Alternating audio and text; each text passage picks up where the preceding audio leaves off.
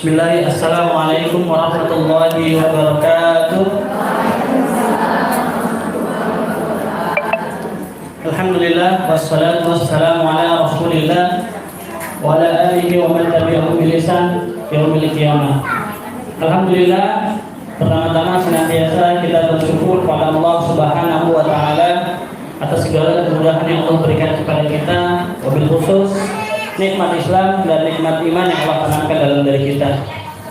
Yang kedua, salawat serta salam senantiasa tercurah kepada uswah hasanah Nabi Allah Nabi Muhammad sallallahu alaihi wasallam beserta keluarganya, sahabatnya, tabi'in, tabi'ut tabi'in serta orang-orang yang senantiasa istiqomah menjalankan sunnah beliau sampai datangnya yaumul qiyamah. Baik ibu-ibu yang insyaallah dirahmati Allah Subhanahu wa taala, alhamdulillah sudah hadir teman-teman kita, Ustaz Irfan. Semoga Allah memberkahi beliau. Dan kepada ibu sekalian, sebelum kita mulai kegiatan pada pagi hari ini, ada baiknya kita buka dulu kegiatan pada pagi hari ini juga bersama-sama melafalkan lafaz basmalah. Bismillahirrahmanirrahim. Dan yang kedua, kami mohon kepada ibu-ibu sekalian untuk mempersiapkan diri dalam menerima ilmu, ya. Dan yang ketiga, mungkin tidak panjang lebar, kepada Ustaz untuk mengisi materi kepada Ustaz, kami persilahkan.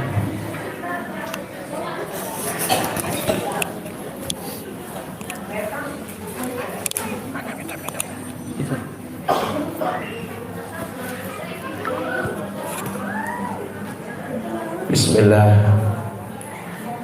Assalamualaikum warahmatullahi wabarakatuh.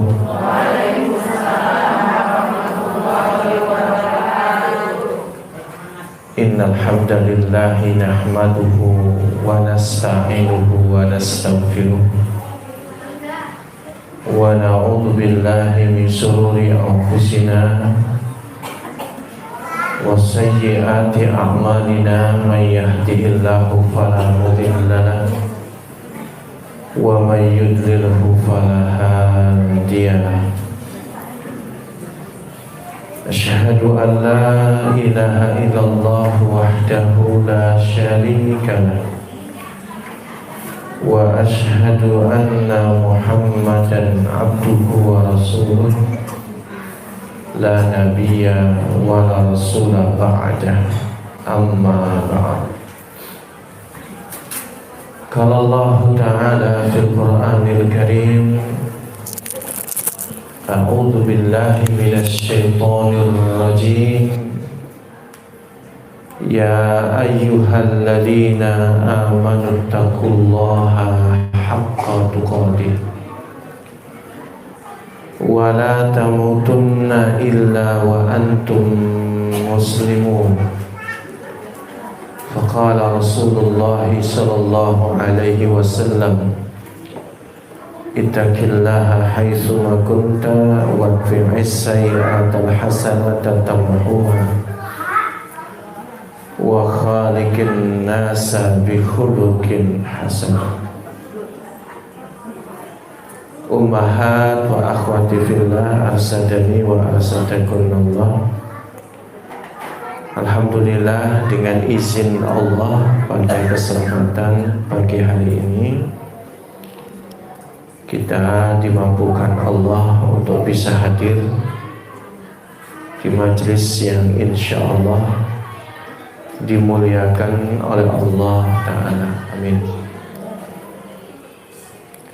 Majelis Tawasau bil Haqqi wa Tawasau bis Sabr.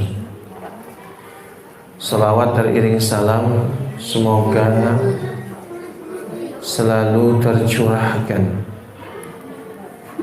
kepada Nabi kita, Nabi Muhammad sallallahu alaihi wasallam beserta keluarganya, sahabatnya, serta para pengikutnya yang selalu senantiasa meneladani sunnah-sunnahnya hingga yaumil qiyamah. Maaf sebelumnya Umahat kalau saya mungkin tidak terlalu keras-keras karena suaranya lagi pecah. Jadi mohon nanti dengarkan lebih dalam ya. Selalu isi, tak pernah kosong. Itu saya kasih gambar gelas. Gelas yang terisi penuh, sehingga kalau diisi lagi meluber kemana-mana, bukan meluber kemana-mana, tapi meluber. Dia sudah tidak menampungnya lagi. Banyak sekali ya filosofi gelas ini banyak. Kalau gelasnya kosong, selalu kosong, tidak pernah terisi, itu biasanya orang yang nggak ada puas-puasnya. Tapi kalau gelasnya selalu terisi, dia mau diisi lagi itu, dia sudah merasa cukup dan dia bisa memberi kepada orang lain. Dalam hatinya itu Allah telah memberikan kepadanya anugerah yang sangat besar. Allah telah memberikannya karunia melebihi siapapun selain dirinya. Orang yang gelasnya penuh,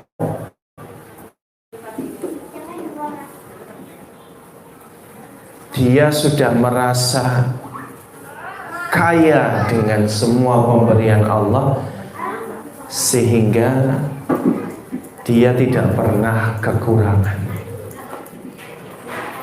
Orang yang gelasnya penuh,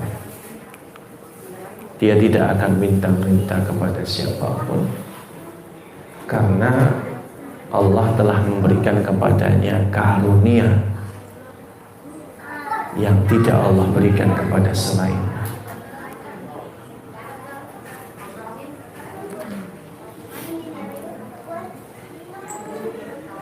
Dulu ada satu kisah. Kisah ini jadi pendalaman yang mahal. Ada seorang ulama, dia sedang belajar bolak-balik dan dia menelusuri jalan pinggir pantai. Karena memang ya perjalanan di padang pasir itu Mahat, yang paling penting adalah air ya. Jadi setidaknya kalau ada jalur air itu lebih aman, lebih aman.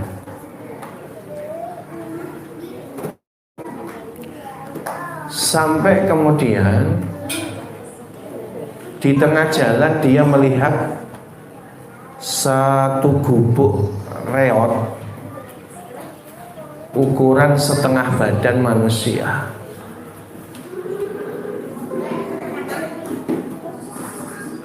Setengah badan manusia. Tapi yang unik adalah di dalamnya ada suara yang mengejutkan baginya.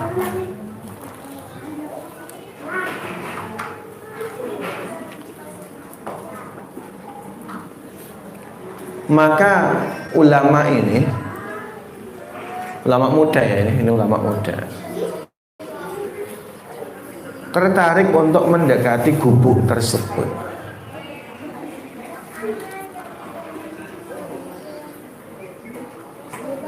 Mendekati gubuk itu dengan tujuan pengen tahu siapa gerangan yang tinggal di dalamnya.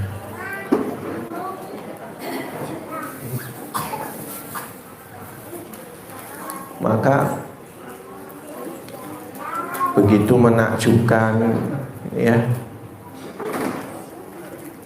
ketika dia melihat ada seorang manusia tanpa kaki, tanpa tangan lagi buta.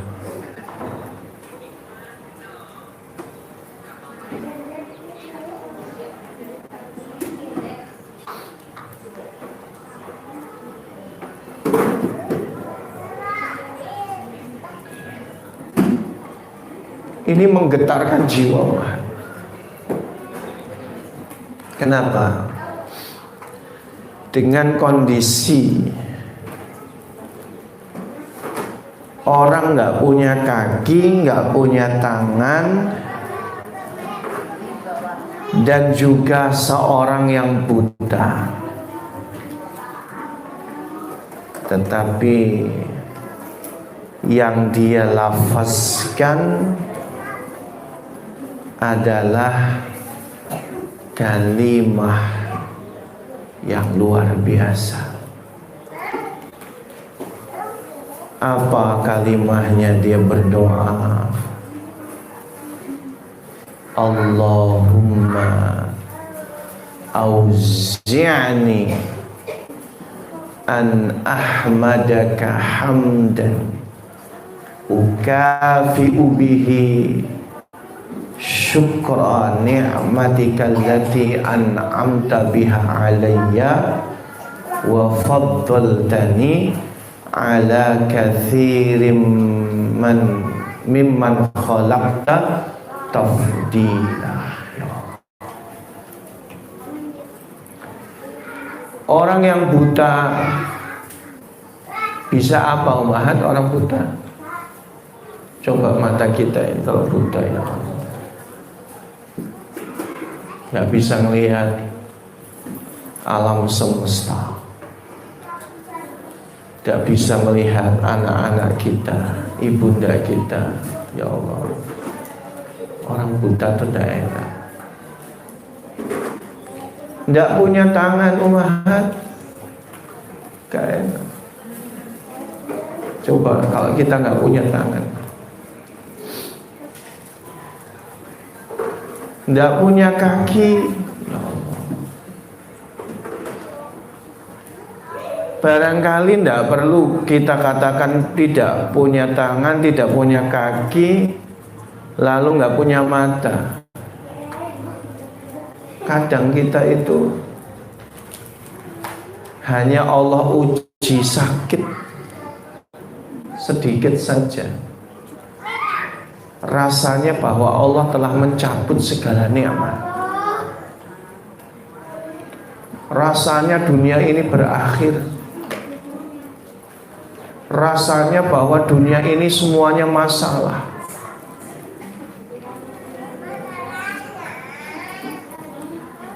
Kadang kita diuji kan, diuji masing-masing, diuji. Tapi kadang kita itu, ya Allah, seringnya kalau diuji itu fokusnya di ujian itu dan melupakan nikmat yang Allah berikan. Diuji belum menikah, rasanya hancur dunia. Diuji setelah menikah tidak punya keturunan, rasanya hancur dunia. Diuji punya keturunan tapi sakit-sakitan, hancur dunia. Diuji anaknya sehat, badannya kuat, tumbuh dewasa, tapi nakal durhaka, hancur dunia. Rasanya kayaknya hancur semua. Padahal ini orang yang buta, orang yang hilang tangan dan kakinya, tetapi lisannya doanya Allahumma auzi'ni an ahmadaka hamdan ukafi'u bihi syukra ni'mataka allati an'amta biha alayya. Ya Allah, ajarilah aku agar aku bisa memujimu dengan cukup dan layak sebagai wujud rasa syukurku atas nikmat yang kau berikan kepadaku. Wa faddaltani ala katsirin mimman khalaqta tafdila. Ya Allah, wa faddaltani, dan engkau telah memberikan kepadaku karunia yang melebihi apa yang kau berikan kepada orang-orang, kepada makhluk-makhluk yang telah engkau ciptakan, ya Allah.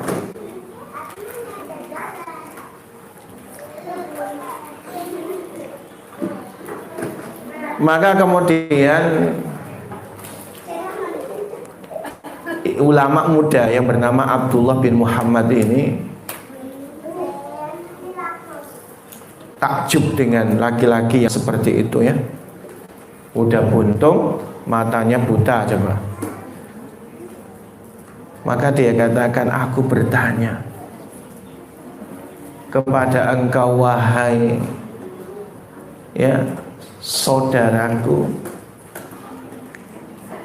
bagaimana bisa engkau buta, engkau buntung tangan dan kakimu, tapi ucapannya begitu.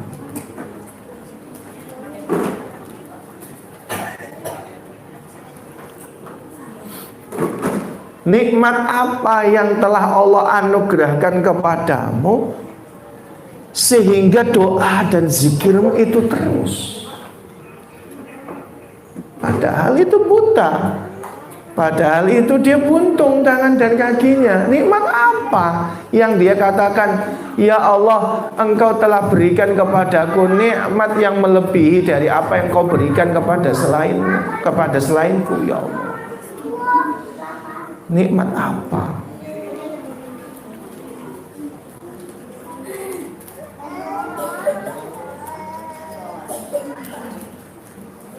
Apa jawaban beliau? Kau lihat saudaraku, apa yang telah Allah berikan kepadaku. Jika Allah menghendaki, kalau Allah kirim guntur dan halilintar membakar tubuhku, apa dayaku? Kalau Allah menghendaki lautan ini kemudian menerjangku, apa dayaku? Kalau Allah memerintahkan bumi untuk menelanku sebagaimana korun ditelan, apa dayaku? Maka semua itu kan tidak terjadi. Aku masih di sini.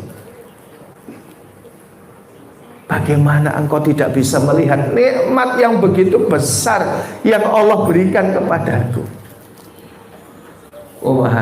Beliau ini buta, buntung kaki tangannya.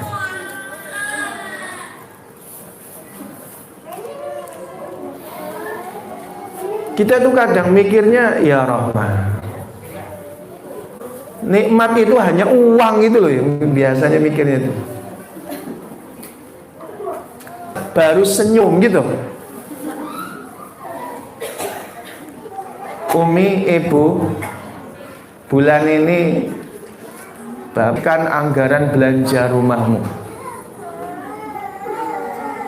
yang tadinya UMR 2 kali lipat UMR, baru wah, rezekinya luar biasa, senang luar biasa. Apa hanya itu dalam pikiran kita? Ya, padahal dosa-dosa kita banyak. Banyak hal yang membuat Allah murka kepada kita.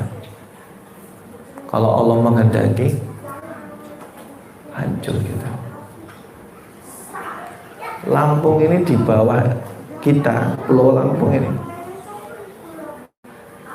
ada gunung berapi terbesar di dunia, gunung api dalam lautan terbesar di dunia, yang kaki gunungnya dari ujung Kalianda itu sampai ke Bengkulu. Belum tahu ya? Itu coba dicek di ilmu pengetahuan. Ancaman besar itu bukan anak gunung. Ini nggak nakut-nakuti. Coba cek lah. Ada. Kaki gunungnya aja. Ini kaki gunungnya aja. Itu dari mulai ujung Kalianda sampai Bengkulu.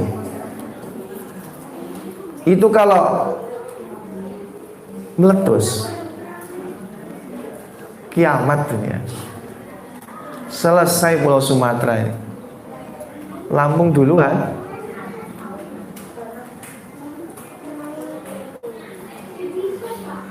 Apalagi kita dikelilingi lautan.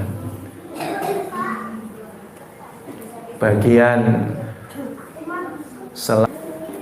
yang barat Samudra Hindia, yang timur Laut Jawa, yang selatan Selat Sunda, ada Gunung Krakatau. Ya Allah. Makanya kalau hari ini kita masih hidup dengan segala kejahatan yang dilakukan manusia, dengan segala kelaliman yang dilakukan oleh manusia, dengan segala dosa-dosa yang kita lakukan, baik di masa lalu atau hari ini, sudah alhamdulillah Allah tidak menenggelamkan kita. Sudah alhamdulillah Allah nggak memberikan azab kepada kita. Alhamdulillah. Ya Allah. Makanya ulama yang kita bicarakan ini datang melihat fenomena yang luar biasa. Tergetar aja.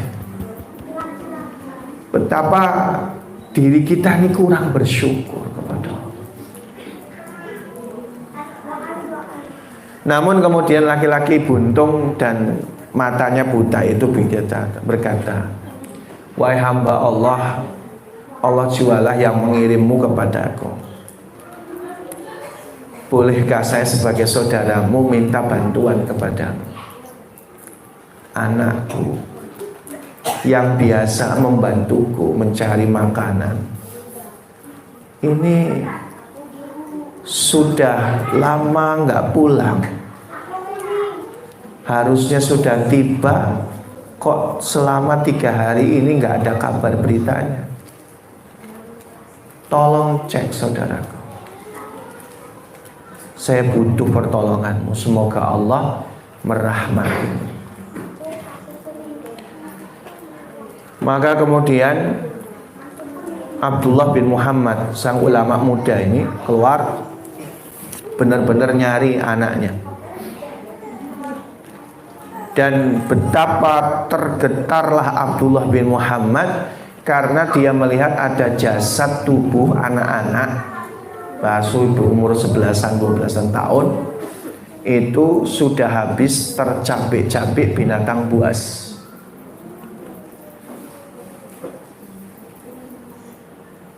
Maka Abdullah bin Muhammad sebagai ulama muda ini bingung gimana cara ngomongnya kepada yang buta, yang buntung. Begitu banyak musibahnya. Anak yang biasa melayaninya harus terbunuh mati dicapik-capik binatang buas. Gimana perasaannya coba?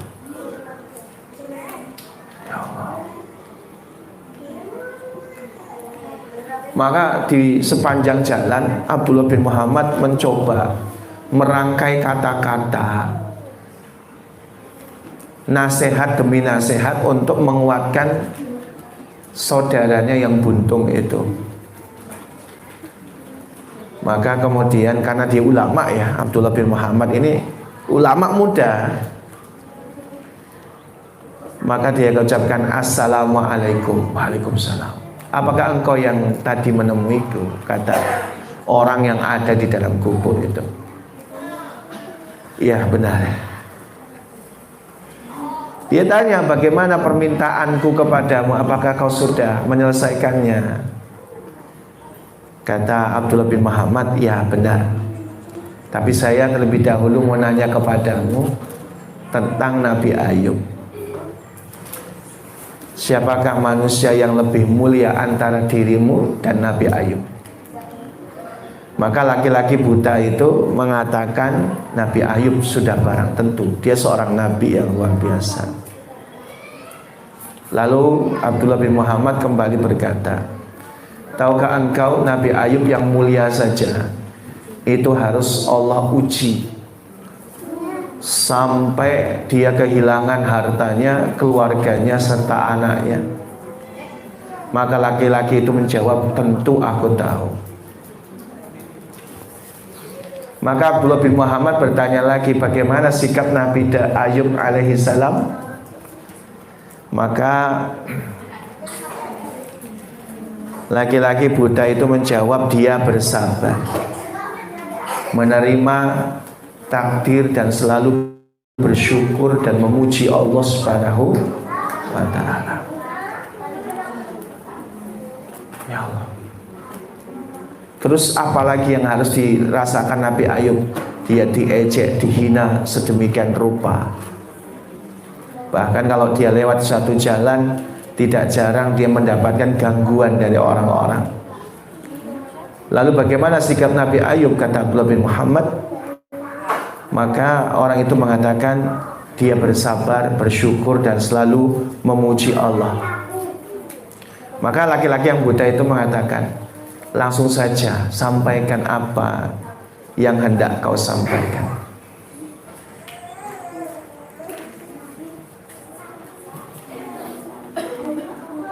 Maka Abdullah bin Muhammad mengatakan, saudaraku, aku telah memenuhi permintaanmu, cuman saya melihat putramu telah dicabik-cabik binatang buas di atas gundukan pasir. Semoga Allah membuatmu sabar dan melipatkan pahala bagimu. Apa jawaban orang buta itu? Alhamdulillah, segala puji bagi Allah yang telah menganugerahkan anakku berbakti, sehingga Allah tidak menyiksanya dengan api neraka. Dia berkata, alhamdulillah, Allahumma auzi'ni an ahmadaka hamdan yukafi'u bihi ni'mataka allati an'amta alayya wa faddaltani mimman khalaqta tafdila.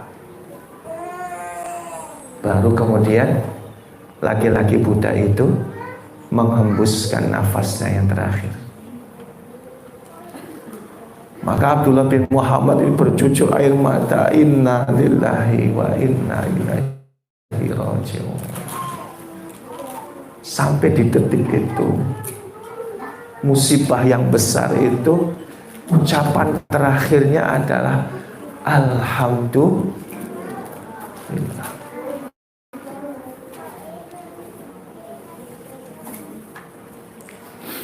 Makanya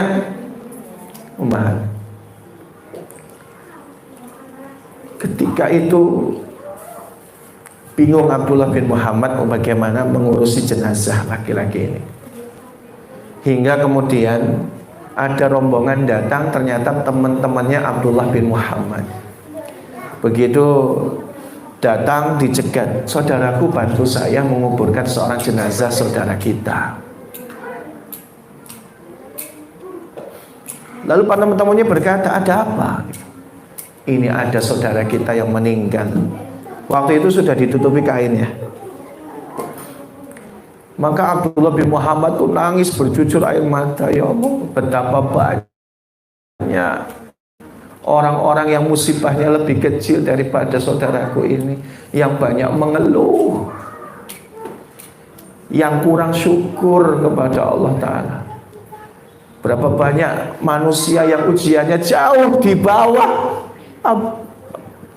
daripada saudaraku ini, yang suka nuduh Allah tidak adil. Berapa banyak. Maka kemudian ada teman-temannya Abdullah bin Muhammad itu membuka kainnya, saudaraku, boleh saya lihat wajahnya? Maka dibukalah wajahnya, tergetar itu teman-temannya. Ya Allah, ini gurunda kami, dia ulama gila, seorang yang sangat sabar, ilmunya luar biasa, seorang yang terkenal soleh, tapi Masya Allah, ilmunya yang banyak, kesolehannya yang banyak, Allah kasih ujian terus-terusan. Sehingga apa? Sehingga beliau ngungsi, tidak diketahui oleh murid-muridnya, karena nggak ingin ngerepotin murid-muridnya. Masya Allah, seorang ulama soleh, coba ujiannya tuh nggak gampang, nggak gampang. Tetapi yang diucapkannya selalu syukur, alhamdulillah.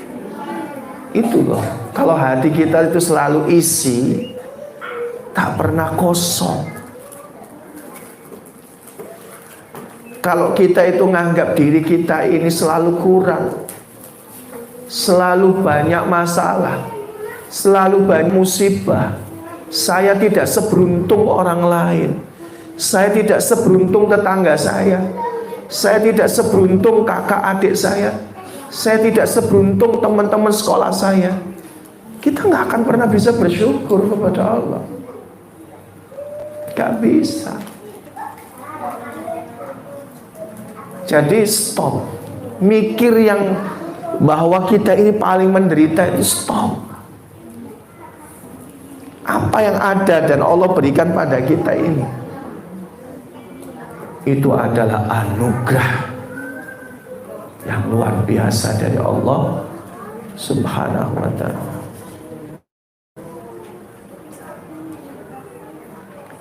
Pembahasan ini nanti akan jadi seri ya, seri yang nanti akan kita lanjutkan untuk kupas tuntas pembahasan kita, yaitu bersyukur kepada Allah Subhanahu wa ta'ala.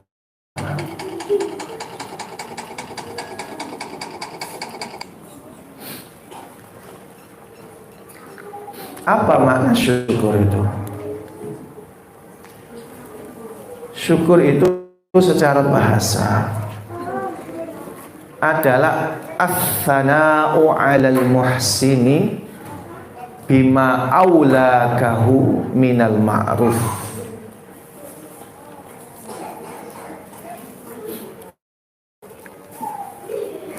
Jadi syukur secara etimologis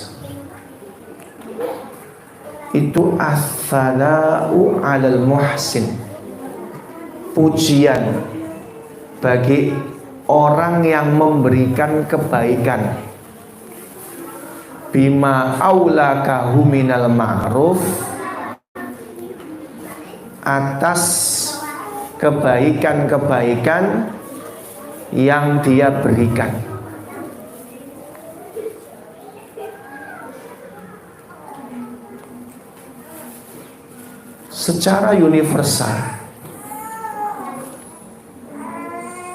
Secara universal, peradaban manapun itu mengajarkan bahwa orang yang baik itu adalah 3 indikasinya.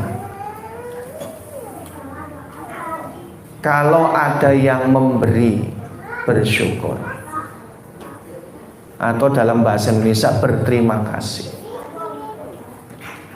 Kalau ada yang salah, memaafkan.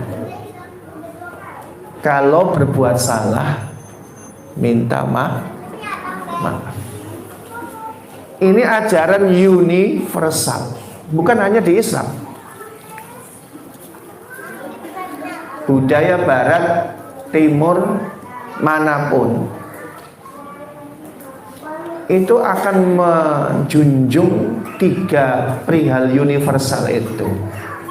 Makanya dalam bahasa apapun selalu ada kosakata berterima kasih. Ini suatu yang universal, bukan hanya dalam Islam.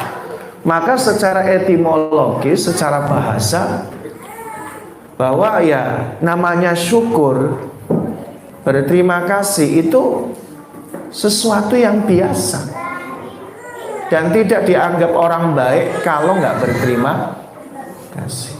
Anak-anak kita itu, umat akhwat sekalian, diajari juga bahwa harus berterima kasih kepada orang yang berbuat baik, memberi maaf kepada orang yang minta maaf, dan minta maaf kalau sah. Itu 3 universal itu. Maksud universal itu ya semua peradaban ada. Minta maaf ada, memaafkan ada. Itu ciri orang baik secara umum. Maka dalam konsep ini, bahwa mengucapkan terima kasih, penghargaan, bersyukur dalam makna bahasa secara Arab ya, itu biasanya mengucapkannya dengan syukran.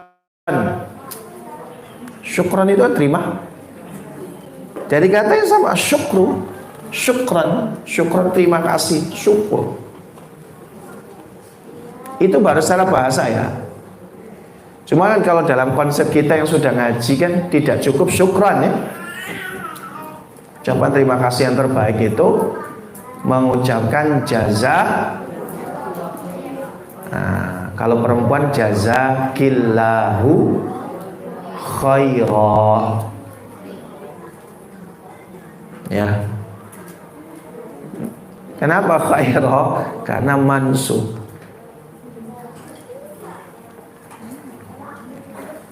Jadi kalau lengkap jazakillahu khaira. Jangan disingkat-singkat ya. Jazakillah khairan. Bisa ahron tuh bisa, tapi belum sesuai dengan tahsin ya. Kalau waqaf mestinya khaira. Ya kan? Jadi tambahkan nilai syukur kita walaupun secara bahasa ya, kepada orang yang berbuat baik kepada kita itu ucapannya jazakillahu khaira. Kalau banyak jaza. Kalau perempuan jazakunnallahu khaira. Kalau campur laki-laki perempuan jazakumullahu khaira. Nah, itu bukan tradisi kita ya. Itu tuh sunnah Nabi. Ucapan terima kasih yang paling baik bukan hanya syukran, tapi jazakillahu khairan.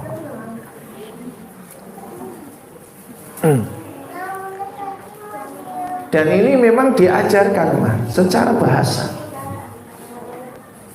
Bahkan ada satu hadis riwayat Imam Bukhari, bunyinya apa? La yashkurullah ma lam yashkur linnas. Tidak dikatakan bersyukur kepada Allah orang yang enggak bersyukur kepada manusia. Walaupun 3 hal yang kita sebutkan itu universal, tapi Islam melegitimasinya, mengukuhkannya dengan satu aturan syariat, bahwa orang tidak dikatakan bersyukur kepada Allah kalau orang itu enggak bersyukur kepada manusia. Bagaimana bersyukur kepada manusia?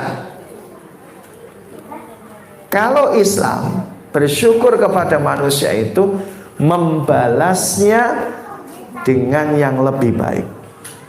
Kan doanya jazakillahu khairan. Setelah kita mendoakannya, semoga Allah memberikan balasan kepadamu, kita harus jadi wasilah untuk saudara kita agar dia mendapatkan lebih baik. Jadi ucapan syukur kepada manusia dalam Islam itu tidak cukup terima kasih. Kalau kita punya kemampuan, kita balas saudara kita dengan yang lebih. Ada saudara kita ngirim makanan, masakannya adalah tempe bacem misal, ucapkan jazakillahu khairan. Kita punya niat membalasnya. Kan tempe tuh balas, kita memberinya suatu waktu dengan daging bacem. Ada daging bacem, semur ya. Semur bacem, mirip kan bacem semur. Kalau di kami ya, semur tempe atau oncom apa tadi tempe tadi bacem, tempe bacem ini bumbunya sama dengan semur, sama.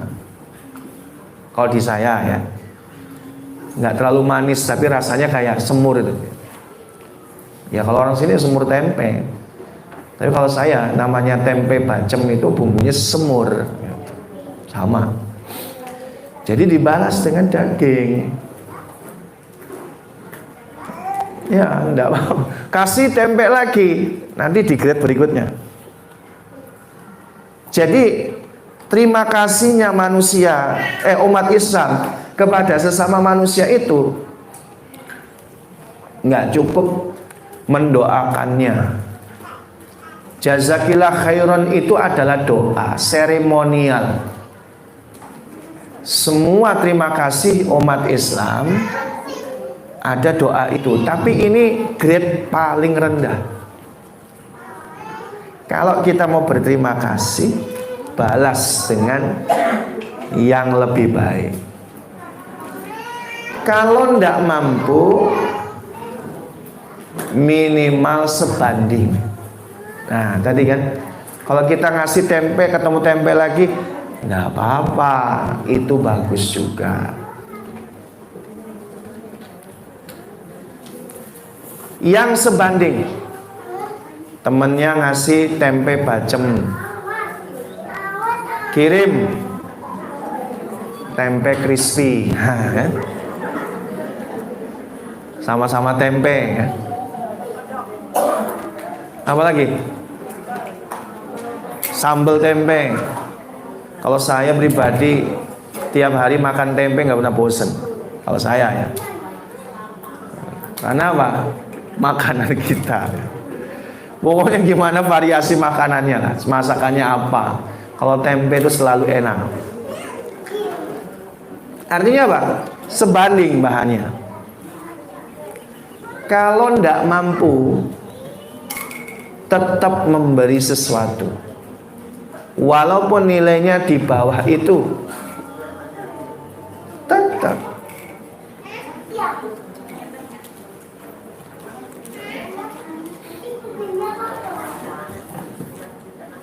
Jadi kalau ada pikiran, ada orang kaya ngasih ke orang yang biasa gitu misalnya, lalu kemudian orang yang biasa mikir, kan dia orang kaya nggak butuh. Bukan gitu cara berpikir. Orang kaya memang bisa beli sendiri, tapi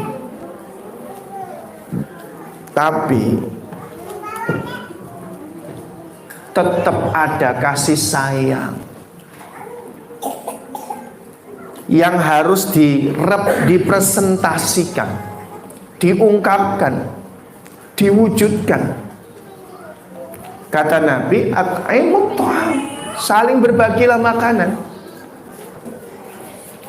Nabi itu kalau nggak mampu ngasih apapun, Nabi itu ngasih kurma, tetap ada sesuatu yang diberikan. Di bawah semur tempe apa? Oncom. Oncom sama. Jengkol lebih mahal.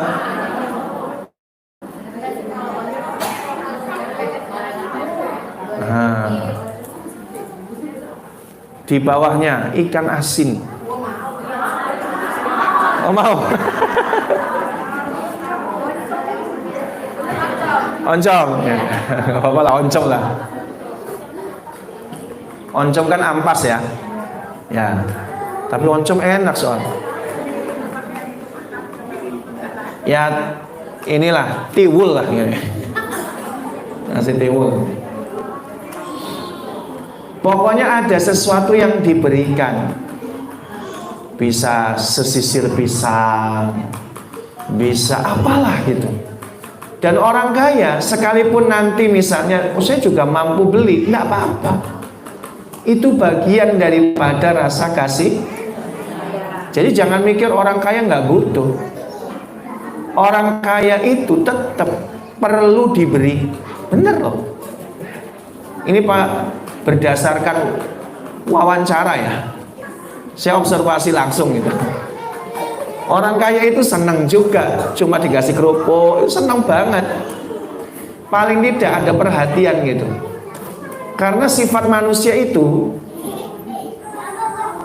terlalu sering memberi, tidak ada menerima, itu bosen.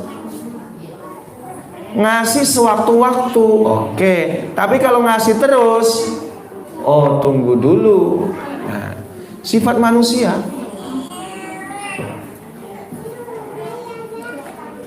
Paling tidak kalau nggak ada apa-apa yang bisa kita berikan, hadirnya kita, tenaga kita, bantu apa saja. Kalau dia perlu, kalau ada kebutuhan, kita siap dengan tenaga. Baru yang terakhir, kalau sudah nggak berdaya, cukup jazakillahu khairan. Jadi urutannya tuh gitu ya. Jadi jangan sangka jazakillah. Nilai syukur secara bahasa, ini baru secara bahasa. Pokoknya bersyukur kepada siapa yang memberi kebaikan. Kasih. Bagaimana kepada zat yang memberi kita kepada kehidupan. Ya kan?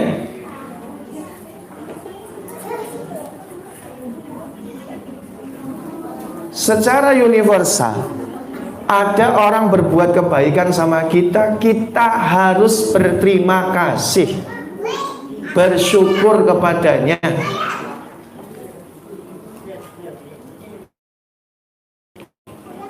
Bagaimana yang memberi kebaikan kepada kita itu zat yang maha pengasih lagi maha penyayang, yang memberikan kepada kita nikmat bahkan sejak berada dalam kandungan ibu kita.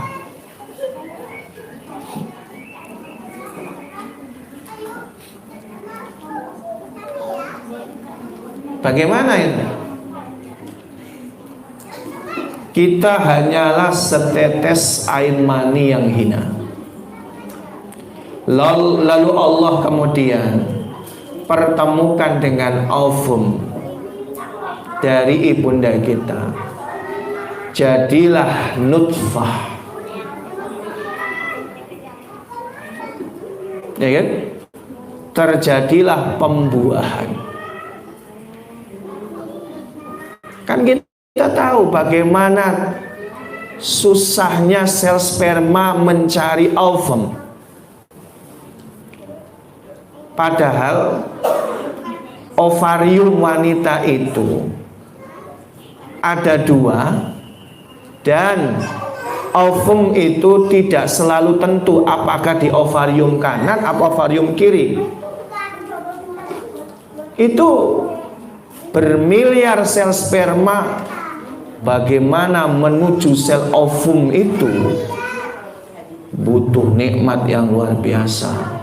Ada yang mati di tengah jalan sampai kemudian ketemu ovarium, ketemu ovum, nembusnya pun nggak gampang.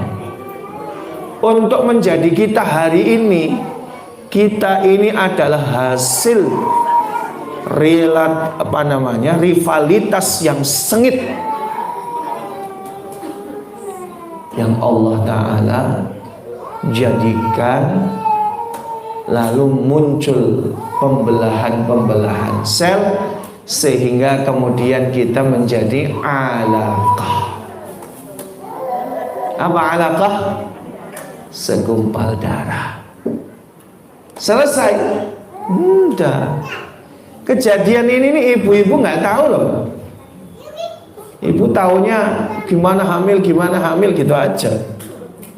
Ya Bu ya. Taunya gimana hamil kan? Masih pengen hamil. Pengen punya anak lagi, alhamdulillah. Kita nggak tahu itu. Untuk mengubah, memasuki proses pembelahan yang lebih kompleks dengan meiosis dan mitosisnya, Masya Allah, sampailah kepada mudghah. Itu nggak gampang. Ibu butuhkan betapa vitamin-vitamin yang dibutuhkan. Mana tahu kita. Ibu-ibu taunya makan seblak pedes. Nggak ngukur itu zat besinya cukup enggak. Ya, taunya adalah seblak jebret, jeblak jebletot, seblak mercon, lah macam-macam. Mau lagi hamil makanya pedes-pedes, yang asem-asem terus. Nggak tahu. Ngukur berapa kebutuhan zat besi, dia nggak tahu. Nggak ngukur itu. Taunya makan enak. Ini ibu-ibu khas Indonesia. Udah tahu hamil, pokoknya makannya yang penting makan. Belum mikirin bagusnya untuk tumbuh kembangnya janin. Ummahat, kalau ummahat tahu prinsip Islam. Prinsip Islam itu adalah bagaimana jangan sampai lahir anak-anak lemah. Wal yakhsal ladzina amanu. Hendaknya orang beriman itu takut. Nanti sepeninggal mereka ada dzurriyyatan di'afa, keturunan yang lemah. Maka perlu tahu untuk bagaimana menjadi Muhammad Al-Fatih itu dengan sebuah ikhtiar maksimal ibundanya. Dijaga kesehatannya, dijaga asupan gizinya supaya anaknya gagah perkasa. Loh, kadang-kadang kita nggak mikir ke sana. Jujur aja. Banyak kita nggak mikir ke sana. Pokoknya makan-makan aja. Jangan begitu. Makan tidak selalu banyak ya, tapi sesuai nutrisinya.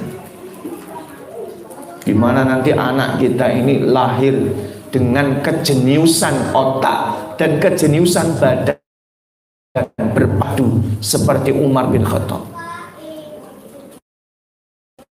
Umar bin Khattab itu kan jenius otaknya, jenius ototnya. Jenius, levelnya udah jenius semua. Ototnya jenius, otaknya jenius. Kok ada otot jenius? Ada, Umar. Saya ngobrol dengan beberapa pelatih atletik.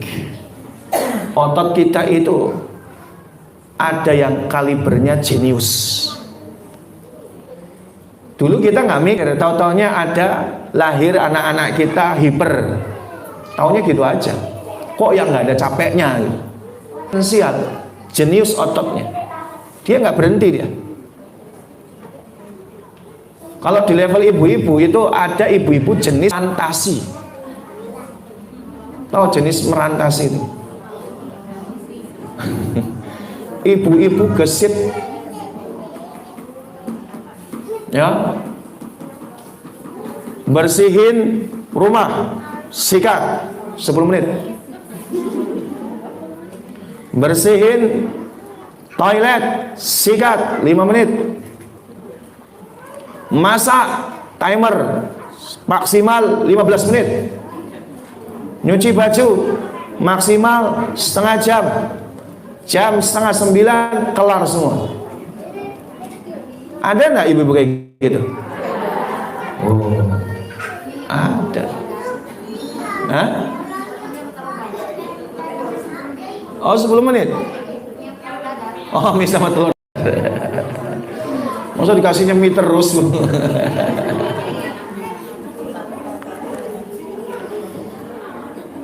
Tapi jangan salahkan kalau ada wanita yang slow motion.